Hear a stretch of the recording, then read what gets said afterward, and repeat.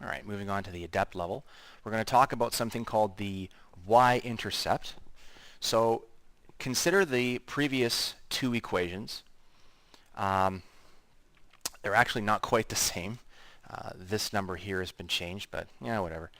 It says rename the functions f and g respectively using function notation. So all I'm doing here is we're just reviewing function notation from the previous chapter. So if I have y equals negative 2x minus 1, instead of calling it y, I can call it f.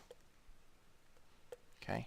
And the independent variable is x, so we just put that in brackets here. So we read this as f of x equals negative 2x minus 1. Okay? Now it says to name the next one g. That's what it means to be respective, because they're in order. So instead of calling this one y, I'm going to call this Greg. So this is g of x equals 4 plus 3/2 times x. All right. So now what does it wants us to do? It says determine f of 0. Okay. So what that means is we're saying that x is now 0.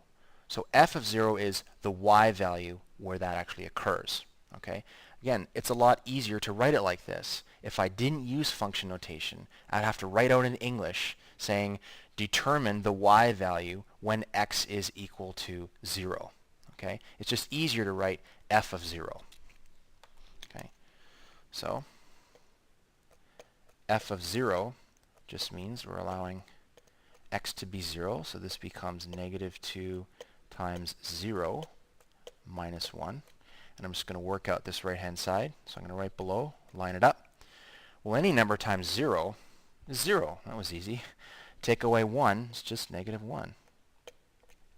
That's pretty simple. And let's do it for the next one. Determine g of 0. There must be some reason why we're working with 0. And there is. G of 0. So that is 4 plus 3/2 times 0. Well, 0 is really nice in this case because 3/2 times 0 again is 0. We have a 4 here. Okay. All right.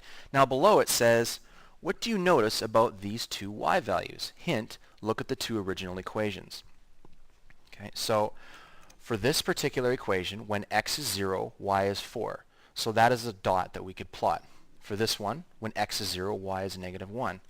Well, you may notice that this y value here, it appears over here. Okay? So remember from before, we identified that the number multiplying x was the slope. Well, this y value, when x was 0, is actually this number here. Same thing here. When x is 0, y is 4. Well, notice that that number appears right here. There we go. So let's just write that in here. Okay. The y value appears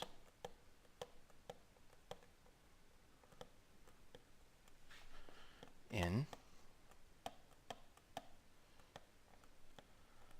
the equation.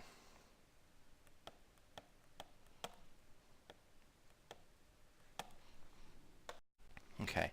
Below it says the y blank is where the function crosses the y-axis. At this point, x is always blank. Right? So before we fill in those blanks, let's just draw a couple pictures here. Just a rough space for a graph. Now we're going to use that for this function in blue, for f. Well, if x is equal to 0, y is equal to negative 1. Okay? So that is a point that we can plot. And that would be somewhere, I'm guessing, here. If x is 0, I have to be on the y-axis. So I'm just estimating it because there's no grid lines or anything like that. Okay? So that is a dot that we know exists on our line. We just found it. But we know from the previous video that this number here the negative 2, that's our slope.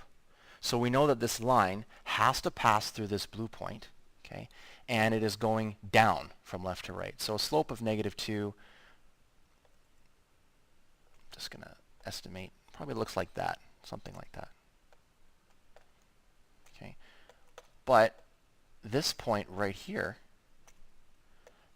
that is where our blue line crosses the y-axis. That's the coordinate that we found here. And we call that, hence the title here, the Y-intercept. So I'll do this one in black. The Y-intercept is where the function crosses the y-axis. At this point, x is always, well, it doesn't matter where you are along the y-axis, x always has to be 0. Okay, let's apply that to the next one over here. All right, so what's our y-intercept? Well, that is where the graph crosses the y-axis, hence x is automatically 0. And we found out that that y value was 4. So I can plot that point 0, 4. So that's maybe up here somewhere. Okay, so we know our line passes through that red dot. Okay, but what's the slope of the line? Well, we know from the previous video that that must be this number here, 3 over 2, or 1.5.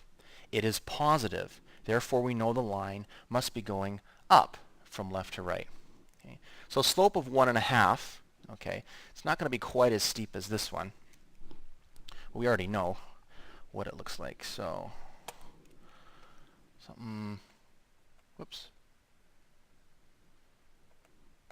This is not super accurate, just estimating, but at least it has a positive slope.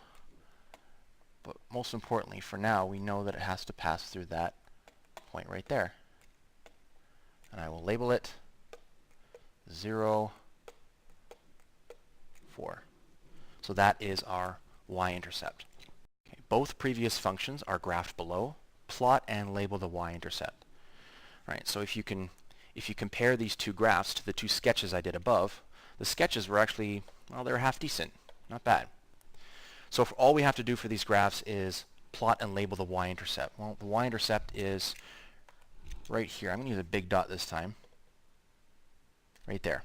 Okay, so that's where my line crosses the y-axis.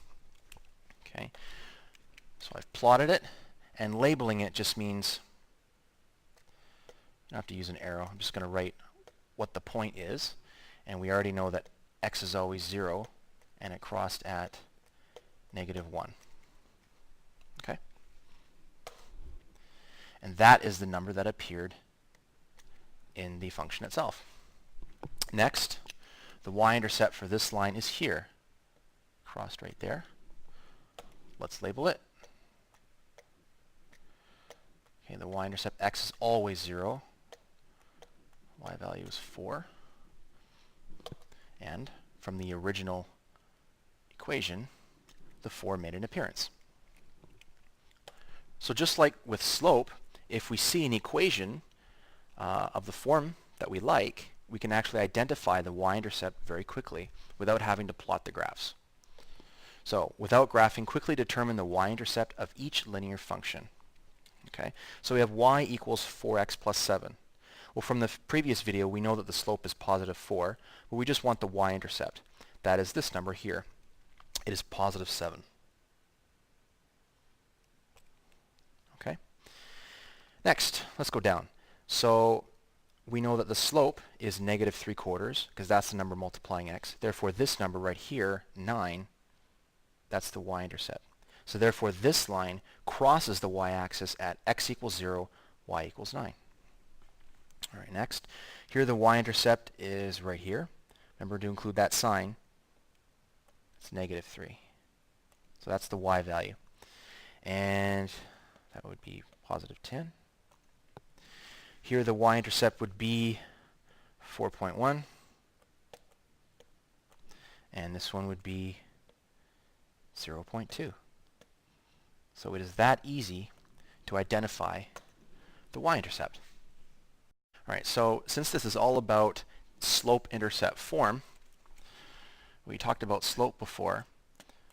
So if we have an equation that is of this form, so y equals some number times x, and we know that this number here is the slope. Well, this number over here, b, okay, b is the y-intercept. So it tells us where our line crosses the y-axis. So just by looking at it, we know where it crosses. We don't have to calculate anything, plot any points, no nothing. Great.